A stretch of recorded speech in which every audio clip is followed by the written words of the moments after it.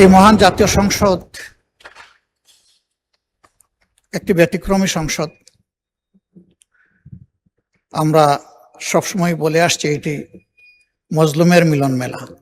এই সংসদটা যত সুন্দর হয়ে চলবে, বাংলাদেশের মানুষের অন্তর থেকে তত হতাশা দূর হবে,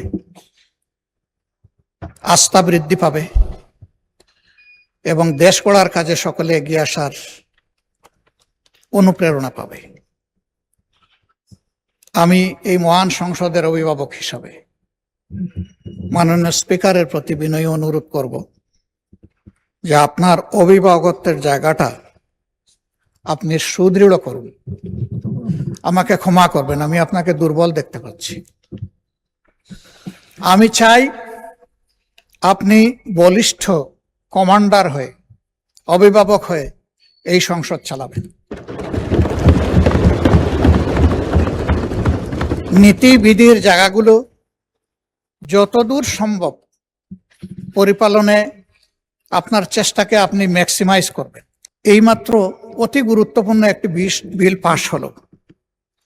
এই বিলটা তো দেশের স্বার্থে, সকলের প্রয়োজন, দেশের উন্নয়নের জন্য প্রয়োজন, বেকারত্ব দূর করার জন্য প্রয়োজন, কর্মসংস্থান সৃষ্টির জন্য প্রয়োজন, অর্থনীতির চাকাকে সচল করার জন্য প্রয়োজন। সেই বিলটা মনের মতো করে আমরা অংশগ্রহণ করতে পারলাম না বলে আমাদের আক্ষেপ থেকে গেল। আমরা তো চাই যে এইগুলাতে আমরা মনের মতো করে অংশগ্রহণ করি। আমার অনুরোধ থাকবে, ভবিষ্যতে এই লেকুনাগুলা না রেখে আমাদেরকে আমাদের দায়িত্ব পালনের সুযোগ দেবেন। যদি আমরা দায়িত্ব পালনের এই সুযোগ না পাই, তাহলে আসলে এখানে বসা এটা অর্থহীন, আমাদের সময়ের অপচয়, এবং আমরা যে সময়টুকু কথা বলবো জনগণের অর্থের অপচয়। তা আমি এই বিষয়ে আপনার দৃষ্টি আকর্ষণ করেই আমার মূল বক্তব্যে যাচ্ছি। প্রথমেই সম্প্রতি বন্যায় ভূমিধস এবং পানিতে ডুবে যাদের মৃত্যু হয়েছে, আমার জানা মতো এই সংখ্যাটি 35। আমি তাদের প্রতি, তাদের পরিবারের প্রতি শোক এবং সমবেদনা জ্ঞাপন করছি এবং মরহুমাদের আত্মার মাগফিরাত কামনা করছি। এবারকার বন্যায় 4টি বিভাগ ক্ষতিগ্রস্ত হলেও সবচেয়ে ক্ষতিগ্রস্ত বিভাগের নাম হচ্ছে চট্টগ্রাম, এবং মানুষ যা মারা গিয়েছে ওখানে ওই একটা বিভাগেই সব। এই বিষয়ে সরকার ইতিমধ্যে গুরুত্ব দিয়েছেন, আরো গুরুত্ব দেওয়ার জন্য আমরা আহ্বান জানাই। বিশেষ করে যারা নিহত তাদের পরিবারকে বিশেষ কোনো সহযোগিতা আর্থিকভাবে দেওয়া যায় কিনা এ বিষয়টা কনসিডারেশনের জন্য মাননীয় প্রধানমন্ত্রী এবং অর্থমন্ত্রীকে আমি অনুরোধ করব। অর্থমন্ত্রী যদিও সারা বাংলাদেশের, কিন্তু তিনি তো চট্টগ্রামের সন্তান, তার একটা বিশেষ দায়িত্ববোধ এটার দিকে তিনি নজর দিবেন, এটা আমি আশা রাখি। এর পাশাপাশি রাজধানী শহর ঢাকা, এটি আমাদের জন্য বেদনার এবং লজ্জার। একটু বৃষ্টি হলেই ভাসতে থাকে, ড্রেনের ময়লা পানিগুলো উপচে পড়ে, জনস্বাস্থ্য হুমকিতে পড়ে, আমাদের সন্তান সন্ততিরা বিশেষভাবে কষ্টে পড়ে, বৃদ্ধ রুগ্ন মানুষগুলোর জন্য নতুন সমস্যা দেখা দেয়। অনেক ক্ষেত্রে এই ময়লা পানি আবার আমাদের পানীয় পানির লাইনের সাথে কোনো ভাবে কানেক্টেড হয়ে যায় এবং সেটাও পলিউটেড হয়। এইসব মিলাইয়া আমরা একটা দীর্ঘস্থায়ী সমস্যার মধ্যে পড়ে গেছি। আমাদের সরকারকে অনুরোধ করব যে এই বিষয়ে আমাদের একটা কোঅর্ডিনেটেড এবং ওয়েল থট একটা প্ল্যান আমাদের নেওয়া দরকার। আমার আসনকে আমি মনে করতেছি সবচেয়ে ক্ষতিগ্রস্ত। এটা হতেও পারে, নাও হতে পারে। আমি আমার আসনটির যে দৃশ্য দেখেছি, একদিন আমি গিয়েছি জনগণকে দেখতে, দ্বিতীয় দিন আমি যাইনি লজ্জায়। জবাব কি দেব? মানুষের কাছে তো কোনো জবাব নেই। তবে হ্যাঁ, এটা এই পার্লামেন্টের সৃষ্ট নয়, এই সরকারেরও সৃষ্ট নয়। এটা অতীতের সমস্ত জঞ্জাল এবং ঝামেলা জমে আজকে এই অবস্থায় আমার গিয়ে। উন্নয়নের জন্য বছর বছর বরাদ্দ হয়েছে বাজেটে, কিন্তু সেই উন্নয়ন অধরা রয়ে গেছে। উন্নয়ন হয়েছে কিছু ব্যক্তির, কিছু গোষ্ঠীর। আমরা এখন একটু জনগণের উন্নয়নটা দেখতে চাই, জনগণের সমস্যার সমাধানটা হোক সেটা আমরা দেখতে চাই। রাজধানী শহর হচ্ছে দেশের ফেস। বিদেশ থেকে যারা কনসিডার করে সিলেটের, রাজশাহীর, ময়মনসিংহের ওয়েদার কেমন এটা বিবেচনায় নেয় না, বিবেচনায় নেয় ঢাকা শহরের ওয়েদারটাকে। এই ফেস দিয়েই দেশটাকে চেনা হয়, যেমন ফেস দিয়ে একটা মানুষকে চেনা হয়। এই ফেসটাকে একটা কোঅর্ডিনেটেড প্ল্যানের মাধ্যমে এনে আমাদের রক্ষা করা দরকার, উজ্জ্বল করে তোলা দরকার। এক সময় একজন শাসক বলেছিলেন তিলোত্তমা ঢাকা। তিনি হয়তো চেষ্টা করেছেন কিন্তু তিলোত্তমা হয়নি, বরঞ্চ এই ঢাকা দিনের পর দিন মলিন হয়ে যাচ্ছে। এই মলিনতার হাত থেকে রাজধানীকে বের করে আনতে হবে মাননীয় স্পিকার।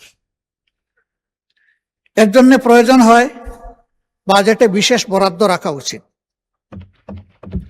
সেই বিশেষ বরাদ্দ রেখে রাজধানী শহরটাকে অন্তত প্রোটোটাইপ হিসাবে আগে আমরা একটু ভালো করে তুলি, এরপরে আস্তে আস্তে আমরা অন্যদিকে যেতে পারবো।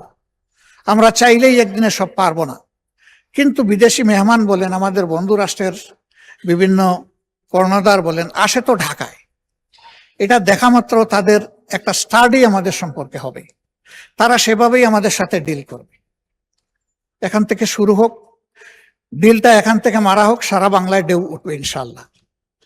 এই জন্য আমি এই বিষয়ে এতটুকু রেখেই আগাচ্ছি। শিক্ষা জাতির মেরুদণ্ড। ধন্যবাদ জানাই, শিক্ষা এবং স্বাস্থ্য এবার অধিকতর বাজেট বরাদ্দ করা হয়েছে, কিন্তু শিক্ষার মৌলিক প্রয়োজনের দিকে আমাদেরকে বেশি নজর দিতে হবে। দুইটা জায়গায়, প্রাইমারি আর টার্সিয়ারি। মাঝখানটা অটোমেটিক্যালি প্রাইমারির ধাক্কায় চলবে। প্রাইমারিতে যে শিক্ষাটা পায় শিক্ষার্থীরা, এটাই সারা জিন্দগি তাদের স্পিরিচুয়াল পাওয়ার তাদেরকে সাপ্লাই দেয়। এই জায়গাটায় আমাদের টেকনিক্যাল এডুকেশনের পাশাপাশি, কর্ম উপযোগী এডুকেশনের পাশাপাশি নৈতিক শিক্ষাটাকে, ধর্মীয় শিক্ষাটাকে সার্ট করা হোক। এটা শুধু ইসলাম ধর্মের শিক্ষা না, এদেশে যতগুলা ধর্মাবলম্বী মানুষ আছে তাদের সকলের সন্তানকেই শিওর ধর্মে তাদেরকে অভ্যস্ত করে তোলা হোক, পরিচিত করে তোলা হোক। ধর্ম মানুষকে শালীনতা শিখায়, ধর্ম মানুষকে দেশপ্রেম শিখায়, ধর্ম মানুষকে সৎ হতে শিখায়। এই শিক্ষাগুলার জন্য এই লেভেলগুলার প্রতি বিশেষ গুরুত্ব দিয়ে, যেহেতু 90% মানুষ এখানে মুসলমান এবং সব স্কুল কলেজের একই চিত্র হবে, আগে এই বিষয়টা দেখে পাশাপাশি অন্যদের বিষয়টাও দেখা হোক। এখানে ধর্মীয় শিক্ষক প্রাইমারি থেকেই ডেজিগনেটেড ওয়েতে স্পেশালি নিয়োগ দেওয়া হোক। স্বতন্ত্র ইবতেদায়ী মাদ্রাসা, এরাও শিক্ষায় কন্ট্রিবিউশন করে, কিন্তু তারা বড় অবহেলিত। তাদের বিষয়টাও বিবেচনায় নেওয়ার জন্য আরেকবার আমি এখানে অনুরোধ করছি। এর আগেও বলেছি, ফ্যাসিস্ট আমলে রাজনৈতিক আনুকূল্য দিতে গিয়ে অনেক যোগ্য প্রতিষ্ঠানকে এমপিওভুক্ত করা হয়নি, আবার অনেক অযোগ্য প্রতিষ্ঠানকে এমপিওভুক্ত করা হয়েছে। দেখা গেছে পরবর্তী পর্যায়ে ওই সমস্ত কিছু কিছু প্রতিষ্ঠান থেকে একজন ছাত্র পাবলিক এক্সামে পাশ করতে পারেনি, তারা আছে এমপিওভুক্ত হয়ে। আবার কৃতিত্বের সাথে একটা প্রতিষ্ঠান ভালো করে যাচ্ছে, তাদেরকে ডিপ্রাইভ করা হয়েছে। এখন যেন রাজনৈতিক বিবেচনায় এই যন্ত্রণাটা আর না করা হয়, জাতির উপর থেকে যেন এটা তুলে নেওয়া হয়। দুটা জিনিস এখানে আমরা গভীর উদ্বেগ, বিস্ময় এবং কষ্টের সাথে লক্ষ্য করছি। নাম্বার 1, ইতিমধ্যে এই সরকারের গৃহীত বিভিন্ন আর্থিক পদক্ষেপের মধ্যে আমরা যারা বিরোধী দলীয় সদস্য, আমাদের প্রতি ইনসাফ করা হয়নি।